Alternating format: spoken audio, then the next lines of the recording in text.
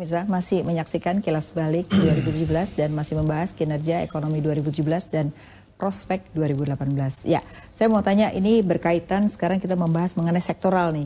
Banyak sektor-sektor yang baik, tapi juga ada yang sektornya pertumbuhannya masih rendah. Nah, kalau kita lihat pertumbuhan yang paling rendah itu adalah sektor pertanian dan pertambangan. Ini yang menjadi menarik. Padahal kalau kita melihat katanya Indonesia ini dari sisi sumber daya alam, kemudian dari sisi pangan, mestinya kan tidak tergantung pada import gitu. Tapi kan nyatanya harus kita lihat bahwa kita masih tergantung import dari sisi pangan. Dan juga masalah harga di sektor pertanian, ternyata petani kita tidak sejahtera gitu ya. Nah, apa yang terjadi sebenarnya Pak Wijayanto kalau melihat dari sektor pertanian kita ini, apa sih yang perlu dibereskan? Memang inflasi rendah, tapi inflasi rendah ternyata tadi tidak langsung juga meningkatkan daya beli. Nah, terutama adalah petani kita yang jumlahnya 38 juta nih kan, sangat tergantung pada sektor ini. Gimana? Jadi begini, memang data sampai kuartal ketiga itu sektor tanaman pangan justru tumbuh negatif. Jadi kalau mereka tidak lebih sejahtera, para petani itu adalah sesuatu yang wajar, karena memang outputnya negatif, tumbuh negatif. Tapi yang perlu digarisbawahi di sini terkait dengan sektor pertanian, kita mempunyai masalah yang cukup krusial terkait dengan data. Jadi data yang kita miliki sekarang ini tentang jumlah petani, jumlah produksi, beras, jagung, luas tanam, dan lain sebagainya, itu bisa dikatakan kurang valid. Sehingga BPS jadi banyak data tapi nggak ada yang valid satupun.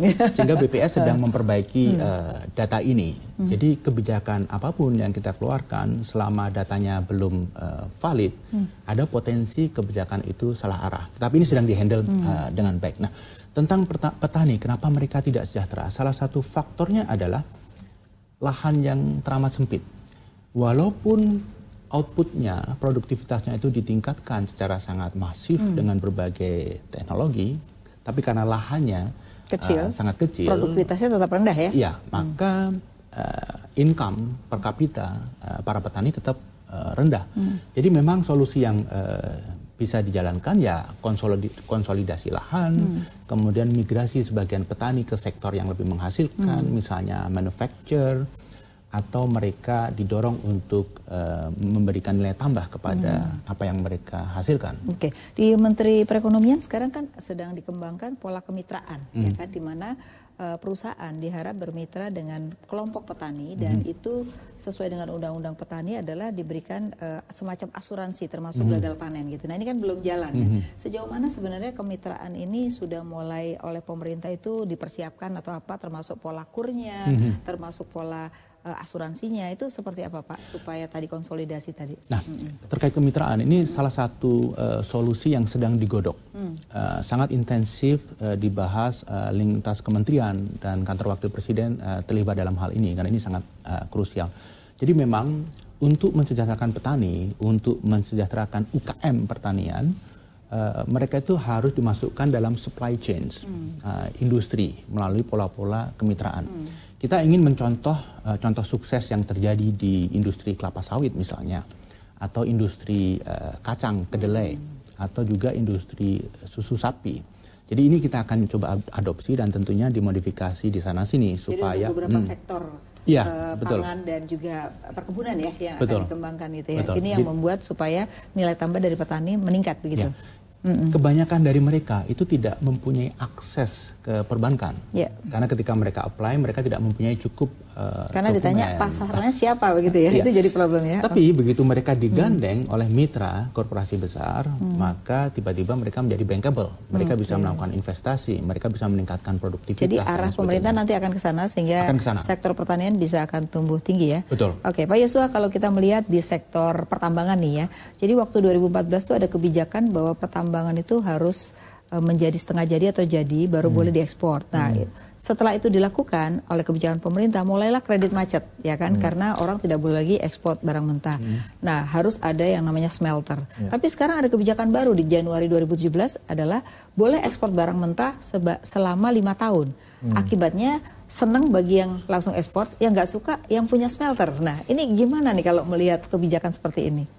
Ya, inilah namanya isu hilirisasi ya, yang sudah digadang-gadang pemerintah sejak sudah lama ya. Kita lihat ini lagu lama tapi belum terrealisasi gitu ya. Pada kenyataannya ya tadi tarik ulur antar pemerintah ataupun tidak konsistennya pemerintah terkait dengan kebijakan dari smelter ini menyebabkan ya tadi pertumbuhan sektor pertambangan pun juga masih mengalami kontraksi ya, karena sektor ini nggak ada value added-nya gitu ya, karena kalau kita lihat pengolahan batu bara sendiri itu berjalan di tempat ya, karena tidak ada insentif dari pemerintah untuk mendorong bagaimana membangun smelter hilirisasi ya, sehingga ini menjadi salah satu bottleneck yang masih sedang dialami di samping ya tadi ketergantungan pada komoditas global ya, karena pada saat sektor pertanian ataupun perkebunan dan juga pertambangan ini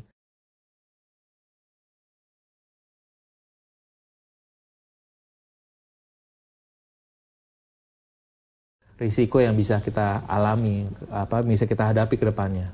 Dan memang betul kalau kita lihat dari harga selalu berfluktuasi, itu selalu kelihatan dari demand masyarakat ya. Kalau dia fluktuasi lagi naik, pasti demandnya juga naik dan itu konsumsi naik. Tapi begitu turun, konsumsi ikut turun gitu. Jadi memang kita masih tergantung pada komoditas ya. Nah ini kelihatannya ada nggak sih sebenarnya perubahan yang mendasar yang kita bisa masuk pada industri, sehingga industri kita akan mengalami perubahan, gimana?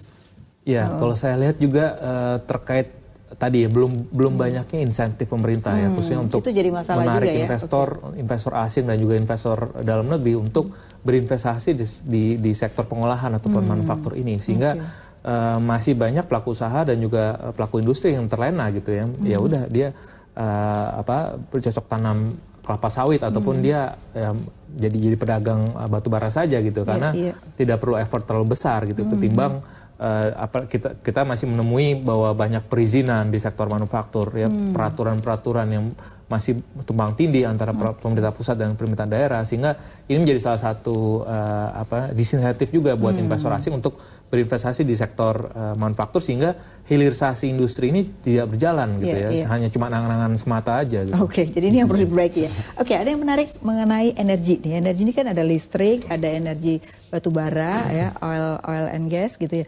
Nah, yang menarik adalah kalau kita melihat 35.000 megawatt nih ya. Sejauh mana sebenarnya energi kita ini memang sudah berjalan on the track atau memang masih ada perlambatan dari realisasi yang 35.000 megawatt? Jadi 35.000 megawatt berjalan, tetapi kalau kita lihat progresnya ini agak terlambat dari target. Tapi memang kita juga harus pahami bahwa angka 35.000 megawatt itu sudah memasukkan reserve. Jadi in case itu tidak tercapai, kita masih aman begitu. Nah, memang kalau kita berbicara tentang demand terhadap listrik, kita seolah-olah kemudian melihat bahwa supply-nya sudah lebih besar daripada demand-nya. Tetapi kita harus lihat, kalau kita ingin mendorong industrialisasi, maka kita membutuhkan listrik yang lebih banyak lagi. Jadi diperlukan reserve yang lebih tinggi. Seperti Malaysia, Singapura, mereka sudah reserve-nya lebih dari 60%, 75%. Kita baru kira-kira 30%. Jadi masih ada begitu banyak ruang bagi jadi kita masih on the track ya untuk itu ya. Nah, untuk energi renewable ya. Jadi kalau kita melihat sekarang kayak Cina sudah mulai berubah ya dari mulai sekarang ke renewable. Nah, sejauh mana kita? Karena kalau kita melihat insentifnya juga tidak ada, sehingga orang yang tadinya sudah membuat energi terbarukan akhirnya nggak jadi karena harga kemahalan, orang pindah lagi. Nah, ini seperti apa konsistensinya? Padahal di dalam roadmap energi kita 2030 itu sebenarnya kita udah mengurangi BBM cukup banyak ya, tapi ternyata belum berubah. Jadi begini, pemerintah Jokowi JK itu banyak sekali mengeluarkan kebijakan. Ada yang bagus, ada yang mungkin tidak ideal. Jadi kebijakan di sektor IBT ini mungkin masuk dalam kategori kebijakan yang kurang ideal tadi. Tapi ini sedang dalam proses untuk diperbaiki. Tentang IBT, mau tidak mau kita harus memang masuk ke sana. Karena kita mempunyai resources yang luar biasa. Dan sebenarnya walaupun sekarang belum economically visible, dalam waktu dekat ini akan visible. Tren global ke sana. Jadi kita juga harus mengikuti, karena ini adalah suatu hal yang baik. Yang menarik dari renewable energy, ini akan membebaskan Indonesia dari fluktuasi harga energi global. Itu yang harus dipertimbangkan, harus percepatan gitu ya. Misalnya, dulu kita berpikir bahwa energi bayu itu hanya cocok untuk Indonesia Timur. Tapi dengan teknologi terkini, di mana blade-nya lebih ringan, bentuknya lebih aerodinamis, lebih efisien, hampir seluruh wilayah Indonesia itu bahkan tenaga surya ya, Indonesia mestinya potensial untuk itu ya. Oke, Mas Joshua, saya juga mau nanya mengenai sektor, tadi kita bicara industri, kita bicara tentang properti nih ya. Sektor properti kalau kita melihat terjadi kelesuan nih. Padahal pada tahun 2010-2013 tuh permintaannya bisa 5 kali lipat gitu. Nah, ini juga dikeluhkan oleh para industri properti. Nah, gimana sih kenapa terjadi di 2017? Katanya ada isu pajak, ada isu bahwa orang kalau biasanya investasi di sektor properti sekarang tidak bisa menjual lagi karena marginnya makin tipis. Nah, apa yang terjadi di sektor properti sebenarnya? Ya, saya melihat juga kita lihat demand ya, demand permintaan, sisi permintaan pada sektor properti yang melemah, sehingga itu terefleksi dari indeks harga properti yang sebenarnya trennya terus melambat ya, kita lihat. Meskipun kalau kita lihat price to income ratio-nya dari sektor properti ini memang kita masih lebih rendah sebenarnya. Jadi belum bubble sebenarnya kalau kita lihat ya. Jadi belum bubble. Belum bubble sebenarnya. Kita bandingkan misalkan di Hong Kong ataupun Singapura, kita masih jauh lebih visible gitu harganya. Tapi saya melihat ada satu faktor terkait dengan bagaimana upaya pemerintah masih belum kurang optimal ya, khususnya untuk membangun perumahan yang untuk masyarakat penghasilan rendah kalau kita lihat kan. Karena demandnya sendiri sektor properti ini kan cukup besar ya. Hampir 1 tahun itu ada 1 juta permintaan untuk masyarakat penghasilan rendah. Tapi kita lihat supply pemerintah untuk sektor perumahan ini baru hanya 300 ribu gitu. Sehingga masih ada terjadi backlog ya. Dan kalau backlog ini terus berlanjut sampai ke depannya, ini bisa membuat tadi kebutuhan dasar masyarakat Indonesia terkait dengan properti ataupun perumahan ini menjadi semakin sulit ya. Sandang, pangan, papan. Ya, papannya ini agak susah ya, gitu ya. Dan makanya kebijakan terkait dengan sektor perumahan ataupun properti ini memang harus kembali lagi didorong oleh pemerintah. Tadi selain juga terkait dengan faktor isu pajak ya, itu juga mempengaruhi juga mengapa sebagian besar beberapa investor yang sebelumnya berinvestasi di sektor properti jadi semakin enggan gitu, karena margin yang didapatkan dari sektor properti sekarang semakin tipis karena marketnya pun juga semakin terbatas ya. Oke, nanti di segmen 5 kita akan membahas mengenai ekonomi digital yang sekarang jadi pembicaraan dari kelas atas sampai kelas bawah gitu ya. Tapi kita harus break dulu. Ya pemirsa, tetap saksikan Kilas Balik 2017.